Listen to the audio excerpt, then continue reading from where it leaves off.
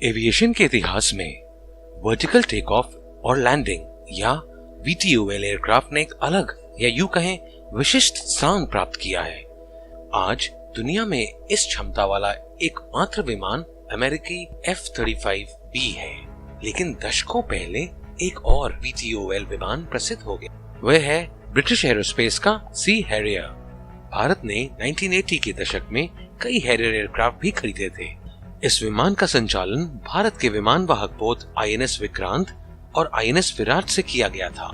चूंकि केवल कुछ ही देशों ने अपने हथियार घर में हैरियर के होने का दावा किया था, उनका बहुत धूमधाम से स्वागत किया गया था। इन एविएशन मार्वल्स ने कई प्रमुख हॉलीवुड प्रोडक्शंस में भी काम किया, यानी कि अभिनय किया, जिससे इनके स्टारडम में और वृद्धि हुई। तमाम प्रशंसाओं के बावजूद युद्ध के मोर्चे पे हैरियर विमानों का प्रभाव सबसे औसत दर्जे का था। कुछ दशकों के भीतर ये हवाई जहाज अपनी पहचान खोने लगे थे। भारत ने भी 2016 तक इन पर पाबंदी लगा दी थी। इससे होने वाली हानि या अपमान को देखते हुए ब्रिटेन ने भी हैरियर की एक और मॉडिफाइड जनरेशन विकसित करने से परहेज किया। इसका कारण क्या था? भारत के हैरियर्स का क्या हुआ? इस रहस्य को जानने के लिए इस वीडियो को अंत तक देखें। द्वितीय विश्व युद्ध के दौरान युद्ध के मैदान में विमानों की भूमिका स्पष्ट हो चुकी थी। युद्ध के दौरान दोनों पक्षों ने दुश्मन के ठिकानों पर हजारों टन बम गिराए। इसके साथ दोनों पक्ष दुश्मन के विमानों को बेअसर करने की सोच रहे थे। लैंडिंग स्ट्रिप और रनवे को नियमित रूप से निशाना बना, जिससे एयरक्राफ्ट को जमीन से बाहर निकलने से रोका जा सके।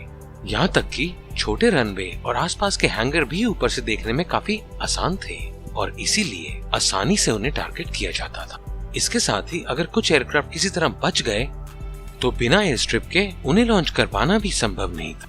इन सब बातों को ध्यान में रखते हुए ऐसे एयरक्राफ्ट को डिजाइन करने का प्रयास किया जाने लगा जो बिना बड़े रनवे की भी उड़ान भर पाए।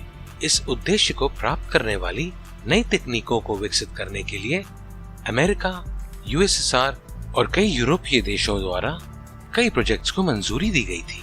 भले ही वे ऐसे विमान को डिजाइन करने में कामयाब रहे जिनसे प्रोपेलर की मदद से वर्टिकल टेक ऑफ किया जा सकता था, लेकिन उनमें से किसी के पास जेट विमान का नियंत्रण या गति नहीं होगी। पहली सफलता ब्रिटिश एयरक्राफ्ट निर्माण कंपनियां हॉकर और सिडली द्वारा हासिल की गई थी, जिन्होंने अपने मौजूदा जेट विमान हॉकर हंटर के आधार पर एक उपन्यास प्रोटोटाइप तैयार किया। एयरक्राफ्ट को अत्याधुनिक रोल्स रॉयस पेगासस इंजन के साथ जीवंत किया गया। एक सामान्य रनवे से उड़ान भरने वाला विमान अपने पंखों द्वारा प्रदान की गई लिफ्ट की मदद से उड़ान भरता है। ये स्पष्ट रूप से VTOL एयरक्राफ्ट के मामले में प्राप्त करने योग्य नहीं है। नतीजतन हैरियर के vertical take off Pegasus engine में 4 नोजल के माध्यम से हासिल किया गया था, जो तेजी से निकलते हवा के दबाव से प्राप्त थ्रस्ट का उपयोग करके हैरियर का वर्टिकल टेक ऑफ करवाते। इसके अलावा जेट के एंगल को भी एडजस्ट किया जा सकता था ताकि हैरियर आगे बढ़ सके, और जब एयरक्राफ्ट एक विशेष गति तक पहुंच जाता है तो उसके स्विंग द्वारा प्रदान की गई लिफ्ट उसे हवा में बनाए रखने के लिए सहायता प्रदान करती है। वर्ष 1960 में एयरक्राफ्ट ने अपना पहला सफल वर्टिकल टेक ऑफ पूरा किया था। ये उस समय की बात है जब अपनी बिगड़ती आर्थिक स्थिति के कारण ब्रिटेन को नौसेना की शक्ति में कटौती करने के राजकोषीय माहौल ने उनके लिए विशाल एयरक्राफ्ट कैरियर CVA-01 और नौसेना के जहाजों को बनाए रखना असंभव बना दिया। इसके बजाय ब्रिटेन ने छोटे CVA विकसित करने पर ध्यान केंद्रित करना शुरू कर दिया, जो कि सस्ते और बनाए रखने में आसान थे। इसके साथ ही एक ऐसे विमान की आवश्यकता सामने आई जो एक छोटे एयर स्ट्रिप के भीतर काम कर सके। यह वह मोड़ था जिसने ब्रिटिश शाही नौसेना के लिए हैरियर जेट को अमूल्य बना दिया। इसकी VTOL सुविधा और छोटे रनवे में संचालित करने की क्षमता के कारण ये उनकी सभी समस्याओं का सही समाधान था। हालांकि इसकी सभी खूबियों के साथ VTOL एयरक्राफ्ट में कुछ कमियां भी थी। वर्टिकली उड़ान भरने के लिए डिजाइन किए गए उन पर अधिक आर्मामेंट्स या ईंधन का बोझ नहीं डाला जा सकता था, इसीलिए उन्हें ज्यादातर स्की जंप रैंप का उपयोग करके तैनात किया जाता था। एक बार जब ब्रिटेन ने यह साबित कर दिया कि हैरियर को उनके हल्के aircraft carrier HMS Ark Royal 1963 से सफलतापूर्वक संचालित किया जा सकता है, तो नेटो के अन्य सदस्य देशों ने भी इन जेट विमानों में गहरी दिलचस्पी दिखाई। नतीजतन अमेरिका और ब्रिटेन के बीच में एक संयुक्त उद्यम का गठन किया गया और हैरियर की दूसरी जनरेशन को विकसित किया। इस विमान ने वास्तविक हैरियर के कई कमियों को दूर किया। इसके तुरंत बाद इटली और स्पेन ने भी नोवल हैरियर 2 का अधिग्रहण कर लिया। 1982 के फॉकलैंड युद्ध में ब्रिटेन के सी हैरियर्स ने बहुत बड़ी भूमिका निभाई। संघर्ष तब शुरू हुआ जब अर्जेंटीना ने ब्रिटेन के कब्जे वाले द्वीपों पर आक्रमण किया। इस आक्रामकता का मुकाबला करने के लिए ब्रिटेन ने अपने एयरक्राफ्ट कैरियर HMS हर्मीज के नेतृत्व में अपने कैरियर टास्क फोर्स को भेजा। कैरियर से उड़ान भरने वाले ब्रिटिश हैरियर ने अर्जेंटीना की सेना को गंभीर झटका दिया।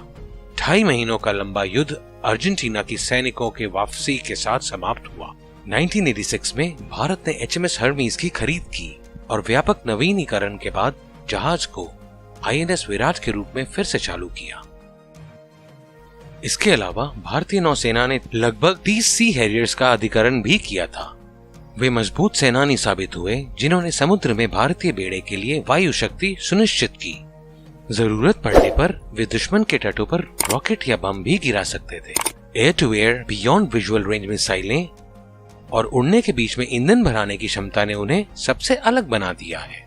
INS विराट और उसके सी हैरियर्स ने ऑपरेशन विजय के हिस्से के रूप में 1999 के कारगिल युद्ध में महत्वपूर्ण भूमिका निभाई थी। टास्क फोर्स ने सुनिश्चित किया था कि पाकिस्तान के मालवाहक जहाजों की नौसैनिक नाकाबंदी हो। जब तक युद्ध समाप्त हुआ तब तक पाकिस्तान के पास स्टोरेज केवल 6 दिन के तेल के बराबर रह गया था। इन सब के बावजूद वर्टिकल लैंडिंग के दौरान हैरियर को नियंत्रित करना आसान नहीं था, जिसके परिणाम स्वरूप अक्सर दुर्घटनाएं होती थी। भारतीय नौसेना के पास 25 हैरियर लड़ाकू विमान थे, लेकिन उनमें से आधे से अधिक दुर्घटनाओं के कारण नष्ट हो गए। दुर्भाग्य से दुर्घटनाओं में 7 पायलटों की भी मौत हो गई थी। वास्तव में अन्य देशों की नौसेनाओं के लिए भी हैरियर सबसे अधिक दुर्घटनाओं का कारण बना। इसके अलावा इसके पास एक इंटरसेप्टर के रूप में अधिक वजन ले जाने की क्षमता या गति नहीं थी। स्पेयर पार्ट्स की उपलब्धता में भी कमी होने के कारण भारतीय नौसेना ने 2016 में इन्हें सेवा मुक्त कर दिया। चूंकि हैरियर के VTOL इंजन में कई तकनीकी सीमाएं थी, इसीलिए ब्रिटेन ने इन लड़ाकू विमानों की अगली जनरेशन को विकसित करने में दिलचस्पी नहीं दिखाई। पेगासस इंजन के अतिरिक्त वजन के अलावा सुपरसोनिक गति और स्टेल्थ भी इस डिजाइन से परे थे। तब तक अमेरिका ने ब्रिटेन को जॉइंट स्ट्राइक फाइटर प्रोग्राम का हिस्सा बनने के लिए आमंत्रित किया था। इस अनूठे अवसर ने ब्रिटेन को लागत से एक अंश पर अमेरिका की अत्याधुनिक तकनीकों तक पहुंचने का मौका दिया। इस पार्टनरशिप ने एक बेहतर, अधिक विश्वसनीय F-35B VTOL लड़ाकू विमान को जन्म दिया। ब्रिटेन के निकट भविष्य में रॉयल नेवी में 138 F-35B शामिल करने की योजना है। इस बीच भारत ने रूस से INS विक्रमादित्य और 45 MiG-29 के लड़ाकू विमान खरीदे थे। उम्मीद है कि निकट भविष्य में तेजस का नौसेना संस्करण भी भारतीय नौसैनिक बल को और मजबूत करने के लिए बेड़े में शामिल होगा। भारतीय सेना अच्छे हथियारों से लैस है। आशा करते हैं कि भविष्य में हमारे पास अपनी सेना को मजबूत करने के लिए विश्व स्तरीय हथियार होंगे। जय हिंद।